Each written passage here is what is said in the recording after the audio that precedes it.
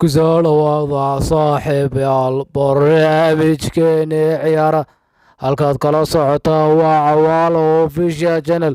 qodobada ugu muhiimsan wararkeenina waxaa ka mid a radhis oo sagaxadda geen karta Frank Lampard, toofeso rajada afarta sare ee United cuni karta iyo xogta kulanka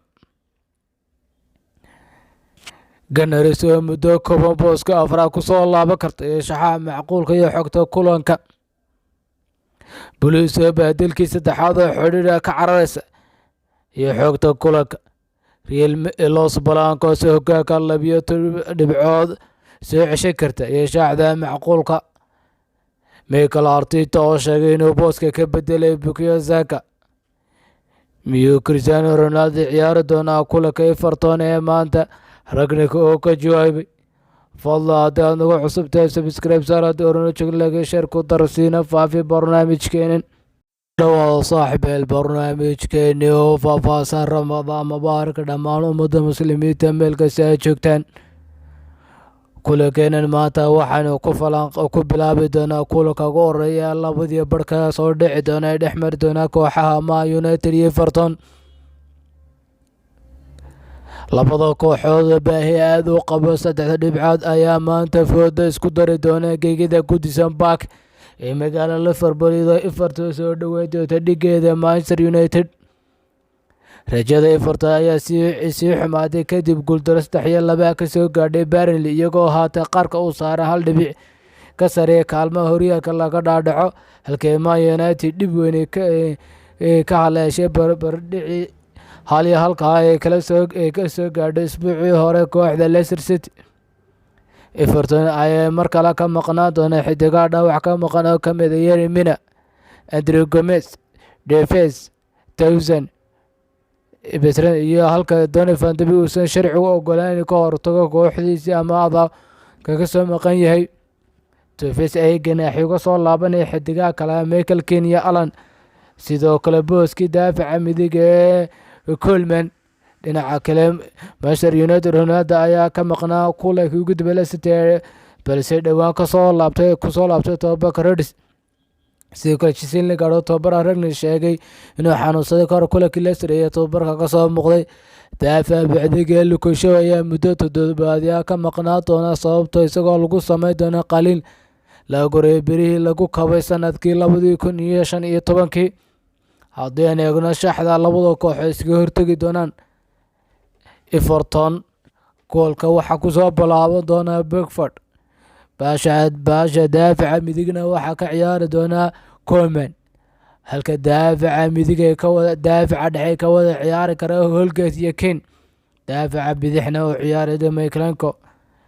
khadka dhexena ay wadaagi doonaan Cabdinuur, Allan iyo halka labada baaloodna ay kala noqon Richarlison iyo Iwobi. Kefirloone noqon doona 9 halka booska 10 weerarka caawinaya noqon doona Gordon. shaxda kooxda Man United sidan ay noqon doonta golaya waxaa ka soo muuqanaya David De Gea, baasha daafaca midigna Dalot, halka daafaca dhexe ka soo muuqan doona Maguire Lindelof, halka baasha bidixna uu ka ciyaari doona Alex Telles. khadka dhexena waxaa ka soo wada muuqan doona Pogba iyo Fred, halka labada baalood ay noqon doona Sanchez Rashford. booska 10aadna Fernandes ka ciyaari doona halka 9kan uu ka soo muuqan doono Cristiano Ronaldo. Gunners oo muddo kooban booska afraad kusoo laaban karta haddii ay guul ka gaadho kulanka dhex mari doona Arsenal iyo Brighton. tobabare Mikel Arteta ayaa isku dayay doonayna inuu kooxdiisa Arsenal booska afraad ugu yaraan muddo kooban dib ugu soo celiyo kulanka ay maanta Emirates Stadium ku qaabilayaan kooxda Brighton. Gunners ayaa guuldarro weyn 3-0 kala soo kulantay Crystal Palace Isniintii iyagoo booska afraad u waayay Tottenham oo hata farqiga goolasha ku haysa. haddii ay 3 dhibcood qaataan Eagles kulankan ayay Gunners sugi doonaan ciyaarta kaba dambaysta dhex mari Tottenham iyo Aston Villa kadib markii uu ku dhawaad shax isku mid ah ku ciyaaray tan iyo dhammaadkii January. Arteta ayaa ku qasbanaa inuu markan shaxdiisa bedel ku sameeyo. Mikel Arteta ayaa bedeli doona booska ka baneeyay Kieran Tierney oo intii xilli ciyaareed ka dhimay seegaya iyo khadka dhexe Thomas Partey isaguna muddo dhaawac ku maqnaanaya.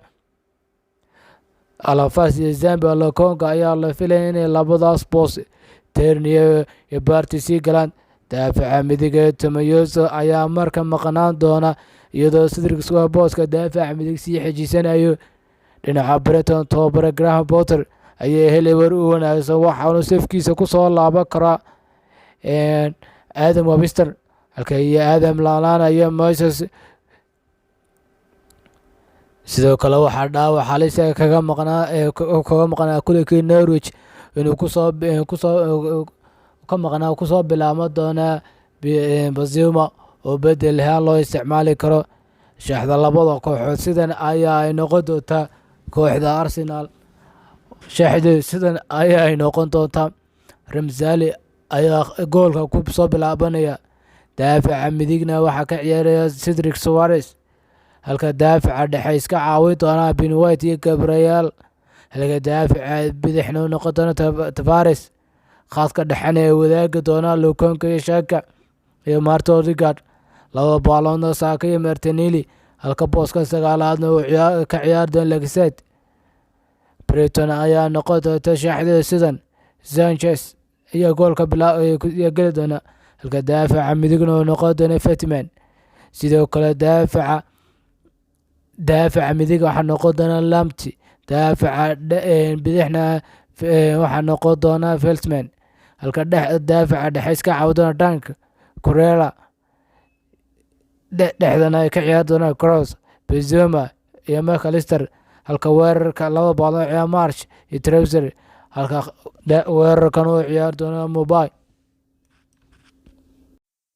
Blues oo baadilkii saddexaad oo xidhiidha ka cararaysa iyo xogta kulanka ayaynu ku eegi doonaa intaynu kaga hadli doono kulanka ku dhex mari doona Southampton iyo Chelsea. Chelsea ayaa isku dayi doonta inay booska saddexaad ee haatan kaga jirto kala sareynta Premier League sii xejisato kulanka ay booqanayso kooxda Southampton. Blues ayaa doonaysa inay ka badbaadaan baadilkii saddexaad oo xidhiidha kadib laba guuldaro oo laba toddobaad Stamford Bridge kala kulmeen kooxaha Brentford iyo Real Madrid. Southampton iyo tababare Ralph Hasenhuttl ayaa kulankan awoodi doonay inay adeegsadaan weeraryahanka Chelsea amaahda kaga soo qaateen Broja. Saint ayaa dib u helaysa xidigaha kale ah Lusanko iyo Jeng Long walow ay labaduba tijaabay xilli dambe ay tamahashooda ay mari doonaan. Dhinaca Chelsea ayaa shaki ku jira hadiiba ay kulanka diyaar u yihiin Romelu Lukaku xakiimsiga dhaawacay ka soo gaadhay kulanka Real Madrid halkay hubaal maqnaan doona Odison Hoda iyo Ben Chilwell. James ayaa daafaca garabka weerarka kusoo bilaaban kara halka sidoo kalena Marco Alonso iyo Kovacic booska kala bixin kara Azpilicueta iyo Naby Keita. Shaxda labada kooxood ayaa sidoo kale noqon doonta shaxda Southampton ayaa Forster ayaa gool kusoo bilaaban doona. Livramento ayaa daafaca midig noqon doona halka daafaca bidixna noqon doona Bednarek. Daafaca dhexena Silvio Walters halka khadka dhexena ay wadaagi doonaan Romelu Brewster iyo Nuzi halka weerarkan ay ka ciyaari doonaan Armstrong Adam iyo Adam. Shaxda kooxda Chelsea ayaa sida noqon karta Mendy oo gool kusoo bilaaban kara halka daafaca midigna noqon doona Azpilicueta. Daafaca dhexena ay noqon doonaan Shalobah iyo Rodriguez halka daafaca bidixna daafaca midig laftirkiisu noqon weerarka caawinay noqon doona James. Daafaca bidixna noqon doona Alonso khadka dhexena ay noqon doona Chogrino iyo Kante. Afka horena ay ka ciyaari karaan Kefat, Werner iyo Mount. Los Blancos oo hogaanka 12 dhibcood soo ceshan karta iyo shaxda macquulka ah ayaynu kaga hadli doonaa kulanka Real Madrid kusoo dhaweyn doonto kooxda Getafe. Real Madrid ayaa caawa gegida Santiago Bernabeu kusoo dhaweyn doonta dhigeeda Getafe xilli ujeedadeedu tahay inay sii xaqiiqsato hogaanka dheer ay ku hayso horyaalka La Liga. kadib guul ay xalay ay gaadhay Ishbiiliya oo Los Blancos haatan 9 dhibcood ku haya hoggaanka, balse haddii ay adkaadaan caawa ay 12 dhibcood ku celin doonaan. Real Madrid ayaa mar kale ka maqnaan doona Eden Hazard iyo Juventus labadoo dhaawaceen, halka Fernandinho tababarkii ugu dambeeyay sababa daal u qaadan, waxa aana macquul ah inuu loo nasiyo kulanka Chelsea. Nacho ayaa kusoo bilaaban kara booska daafaca bidix ee Mendy, halka daafaca midig ee Dani Carvajal loo kala bedeli karo Lucas Vazquez. Haddiiba Ancelotti nasiimo ku daro Luka Modric iyo Toni Kroos, ayuu bedelkooda kusoo bilaaban kara Eduardo Camavinga iyo Valverde. Gaddafi ayaa kulanka ganaaxa kaga maqnaan doona xidigaha kale ah Jacob iyo Maro, halkaas sidoo kale dhaawacyo kulanka ku waayi karta kooxda Mata iyo Silva.